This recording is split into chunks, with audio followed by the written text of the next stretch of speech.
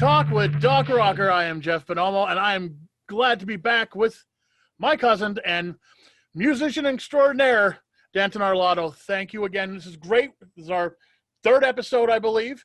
And last time we talked a lot about Iron Maiden. And like you said, we can talk about Iron Maiden constantly. We could do a whole series on Iron Maiden. This could be the podcast just about Iron Maiden if we wanted to.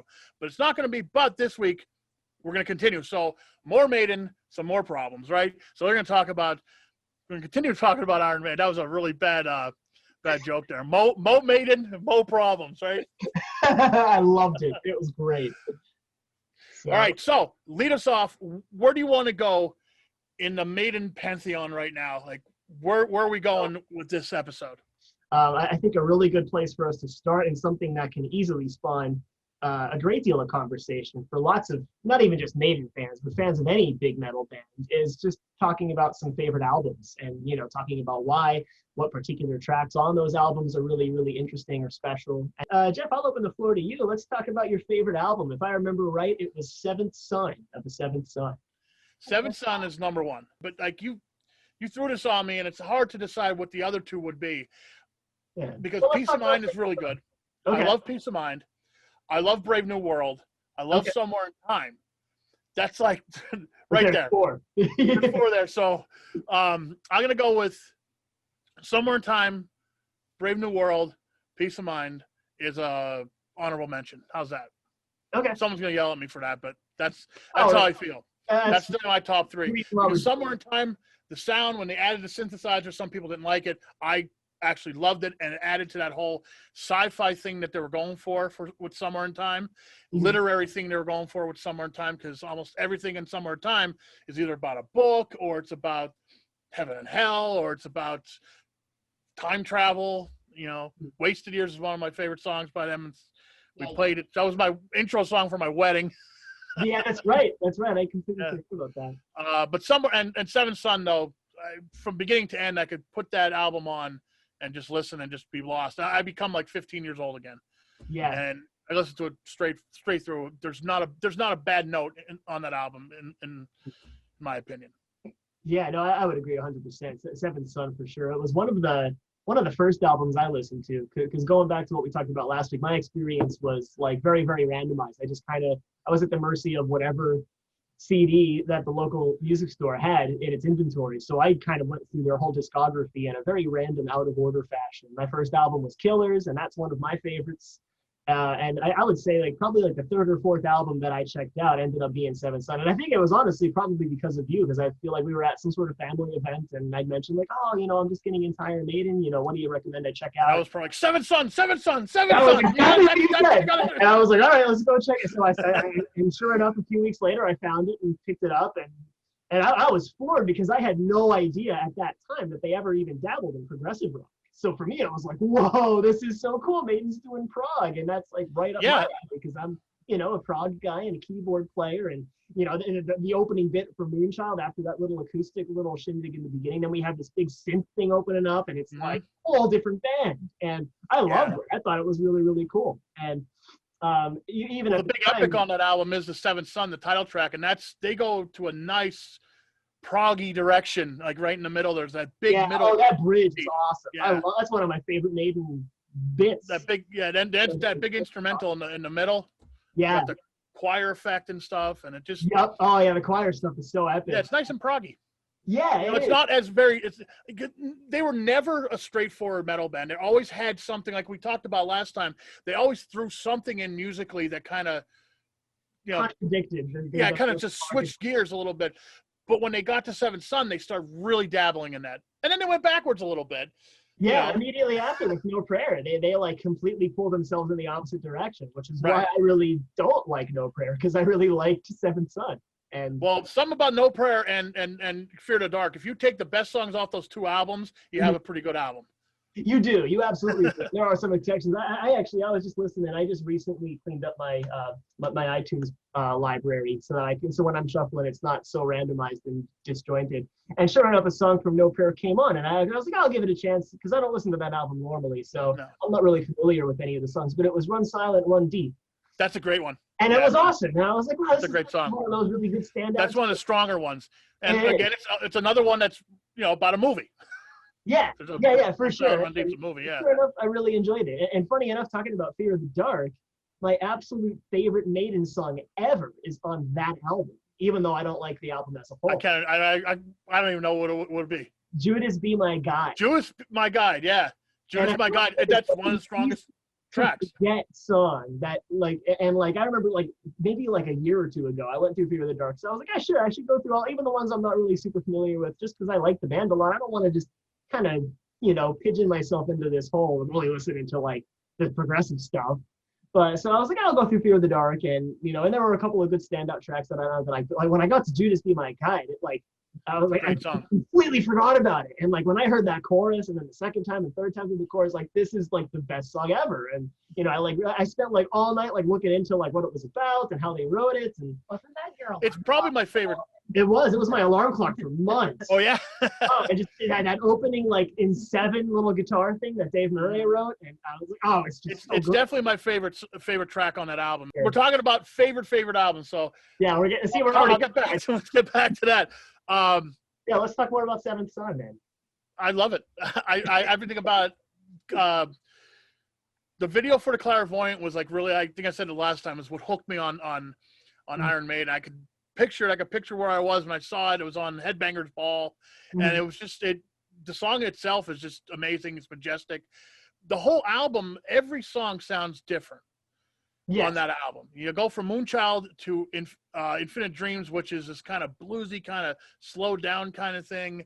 And then you got the hit, for lack of a better word, Can I Play with Madness, right? Yeah. Evil That Men Do sounds completely different than that, Yeah. And there's one song I don't think they ever played live that's on that album, The Prophecy. Yeah, I don't think they ever did. It's a fantastic song. I love it. And it ends with this really neat, kind of Celtic-y kind of outro on an acoustic guitar. It's beautiful. Yeah. I love it. Which is interesting to note because I think, if I'm not mistaken, a lot of the acoustic guitar stuff was Bruce Dickinson's idea. Yeah. We should kind of go for this more folky kind of thing. And for years, according to interviews and such, Steve Harris, who's the main creative mastermind behind the band, the bass player, was vehemently opposed to that. No acoustic guitars, no keyboards, no synths. And then it was really cool to see that he eventually came around and said, you know what, let's try this stuff. Even on, I know what your favorite album is by them, is A Matter of Life and Death. Yeah, for sure. And we'll talk about that later. On that album, you could hear it coming through too. There's just these little nods to Celtic music. I don't know how to really even describe it other than that. Yeah, in The Pilgrim, in The Longest Day are two songs that are good examples on that record. Basically the big idea is using what's called 6/8 time, which for non-musicians out there, it's this idea of creating these little 3 chunk beats where we have a little bit of a rock and sway, which is something that a lot of metal artists do for sure, especially in power metal. But these slower 6/8 jams really create a little bit of a contribution to that sort of Celtic feel. Yeah, you want to kind of hold up your beer stein and do this to it. Yeah, you want to smash the tankards together because you're counting in 6. 1, 2, 3, 1, 2, 3, 1. Yeah. Right, exactly. So I know that's a big part of it. Not that that's the only end all be all defining factor of what Celtic music is. I mean, I am by no means any expert on Celtic music. I've only dabbled, but from what I've heard and from you're not the first person I've heard say oh yeah, Maiden's got these moments where they have these kind of cool Celtic. Look at Blood Brothers. That whole song is in 6/8. Yeah. And that's a very, very Celtic feel to it. Yeah. Or the Klansmen, because it's, the Klansmen. So well, we got A Matter of a Life and Death down, okay? That's your number 1. What's 2 and 3 for you? Ooh, so it's the same problem you have. There's this tough tie between Seventh Son and Somewhere in Time, those 2 first experimental prog albums, because I really like them both. I tend to gravitate towards Somewhere in Time because I feel it's generally a little more underrated. People are like, oh yeah, Wasted Years is on it, and then just a bunch of weird prog stuff, whatever. But Seventh Son, it's oh, you got the title track, you got The Clairvoyant, you got Can I Play with Madness, you got The Evil That Men Do, and there are so many songs on Seventh Son that are so much more frequently performed on all of their live compilations. So I feel Seventh Son really gets the glorification of this is their definitive prog album, and it arguably is. Because it is really, really solid. But Somewhere in Time is just as good. That's what I think too, and I go back to that. I'm like, I really love all of the songs of Somewhere in Time, especially Sea of Madness. I said, wow, this song is really, really good, and I love it. And the first time I heard it, it blew me away. And every time I listen to it, I'm like, wow, I really. Stranger in a Strange Land is probably my favorite song on Somewhere in Time, and that's one of Adrian Smith's. Adrian Smith's my favorite member of the band, not just for his guitar playing, but for all of his writing. Of course, he wrote Years. He wrote Stranger in a Strange Land. Of course, I'm going to blank now that we're kind of talking about it on other stuff. One of the best songs he wrote that isn't on any Iron Maiden album, but it's on one of their B-sides, is a song called Reach Out. Oh, I never heard look it up. It's great. He's on lead vocal, too. Oh, snap. That's interesting. Yeah, Bruce sings backups on it, but he, I think, Reach Out, it's called. They have, a lot of their B-sides are original songs that are really good. A lot of them are covers that are really good too. But I think it's the B-side of Something from Somewhere in Time. Oh, okay. I could be wrong, but it's right around that era. But Reach Out is probably. It's a great song. Reach Out is a great song by I Adrian. will listen to that. That's very cool. So so I always go back to Somewhere in Time of like this sort of like I feel like it's my album because I listen to it so much and I know all it really well. But then I go back to something like Seventh Son and I'm like, wow, this album really, really kicks ass. It's really fantastic. So, have you ever looked at the album cover in detail for Somewhere in Time? Yes, all the time. And that's one of the reasons I love it so much too, because there are so many details. You can see the actual members of the band way in the background. Somewhere in Time reminds me of like the Blade Runner kind of thing, the cyberpunk kind of thing. And I guess that's what they were going after. And even just and there's all tiny little things on that album cover that point to other Iron Maiden songs or authors that they like and stuff like that. Yeah. All those albums, like, there's all tiny. I love the tiny little details that Derek Riggs, the guy who did most of the album covers, all the things he put in there. I think it's just added to the mystique and allure of Iron Maiden. Because remember back when I was into them in the 80s, we didn't have the internet. They were mysterious. They were. And it was cool because fans at that time were able to like really just kind of dig in and look really closely at the album art and glean all kinds of information. Deep listening. That's the deep listening, just staring at the album. I'm trying. Yeah. Really. You need the actual big album. Putting it under the fine-tooth comb for sure. And I'm a little old hat with the internet. I grew up like right when all of that like really took off, but I was a little against using it.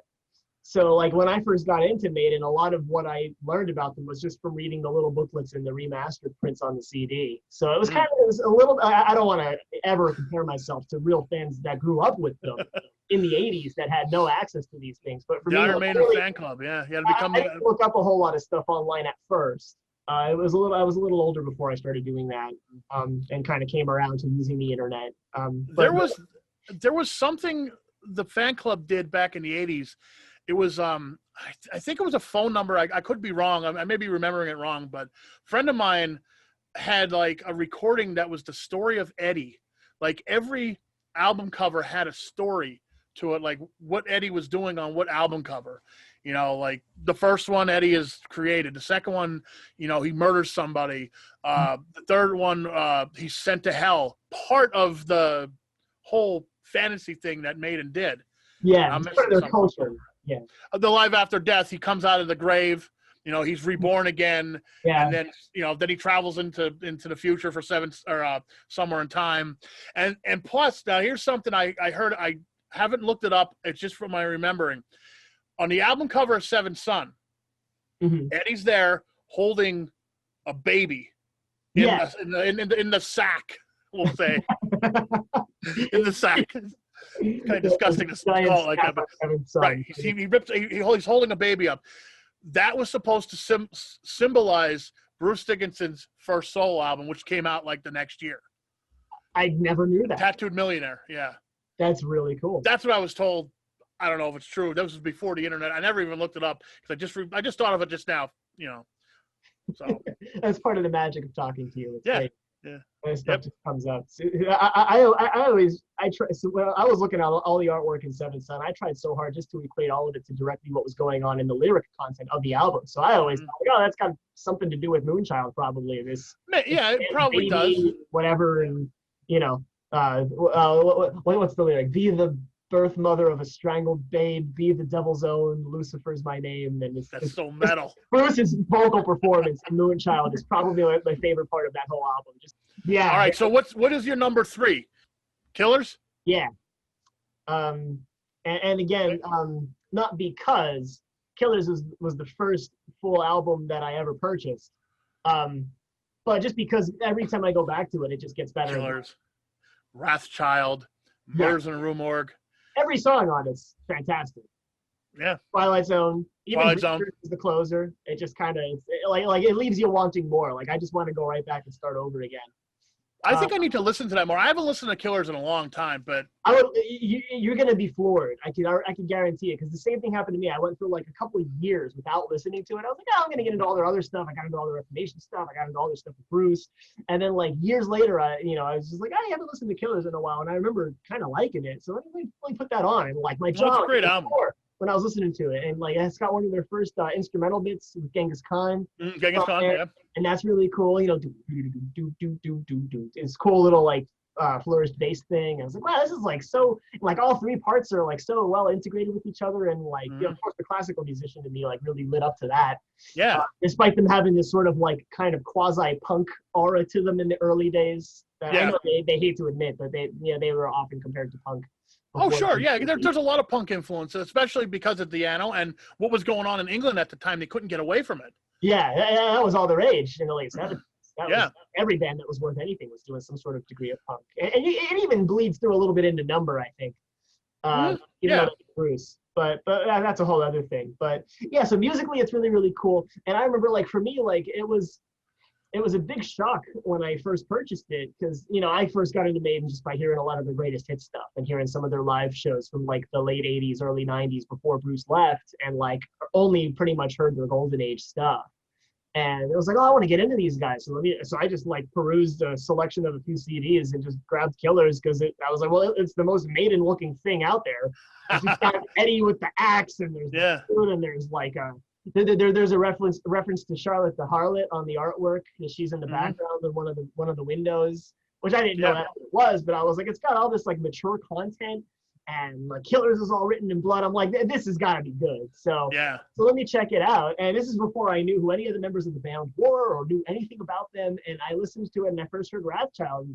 It's like what's going on with the singer there? And then I caught on about halfway through that, like, this is not the same singer that was on all the later stuff that I come to really be impressed by. I love Bruce Dickinson. He's one of my favorite musicians in the band. Yeah. So that was, but like the funny thing about Killers was that didn't disappoint me. Like I could have easily been one of those fans like, this isn't like the stuff I know, so it sucks. But something about it's a strong album.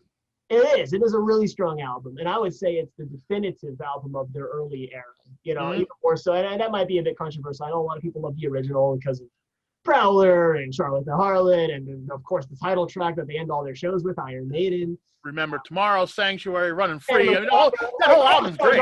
It really is. But I just think Killers does all of that better. I really do. Musically, it's just stronger. It's musically, you're right. It's a step up. Vocals sound a huge step up. I don't know what they did with filtering his voice, or if it was something practice vocally. It might have been. So yeah, Killers is definitely. I think for me, like being the big like crazy progressive keyboard technical guy, when I say I like Killers, a lot of people are like, "Whoa, really? What? Killers is one of your favorites?" Like, it's that good. It's a great album. Yeah. So if you had to get my top 3, it would be Matter of Life and Death. Let's just say Somewhere in Time for the sake of argument, and then Killers would be my top 3. So, all right, and there we have it. And there we have our top 3 for each of us. And this could be fun. We could revisit this topic with other guests and see what they. And I get the feeling with every person we bring on board, it's going to be a different set of albums, which is all of the magic of what Iron Maiden is. Yeah, and it's really hard for me out of all the albums to really pick 3, especially like you sprung it on me 5 minutes before we started recording. Now I'm thinking, okay, well, Killers has a lot of good stuff on it too. Yeah. I mean, hey, maybe we could do like an Eddie Trunk top 20 songs sometime. Give me some time though. Yeah, we could do that. I would need time for that as well. But that's another interesting thing.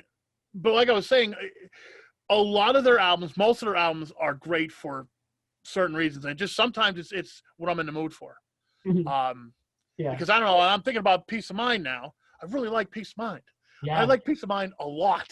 I like Peace of Mind a lot too. And that's when the last time we talked, I told you I wrote an English paper for college on Peace of Mind. I took every song, because every song on Peace of Mind is about something, or it's based on a book or a movie or something. And I wrote what each song was about. And it got my English professor to go out and actually pick up the album. And that's even better than any A+ grade you would have gotten on that paper. And I got an A. I did. I got an A. Yeah, I remember we talked about that last time. You definitely got an A. But I think the bigger reward is that you got somebody else turned on to the band, and that's really cool. Yeah. I feel like so many of the generation before you kind of looked at it with like, oh, they're just a bunch of crazy like devil worshippers, and they just write stupid stuff, and they're trash. Yeah. And they never really gave them a fair listen, and that's really a crying shame, because so much of their music is so rich in lore and literature, and it's just it's so British. It really is. That's about it, right? So if you're watching this on YouTube, of course, you have to like and subscribe and comment and all that good stuff. Share, get us out there. And like Jeff said, if you're watching this on YouTube, like, comment, and subscribe. We would love to hear what other fans think of, see maybe some albums that we didn't even consider or mention today that some people are like, this is my end-all be-all favorite Maiden album that I love forever. And we would love to hear about that. So please tell us. And so I think that pretty much wraps us up. That wraps it up. Let's keep on growing our channel. Yes.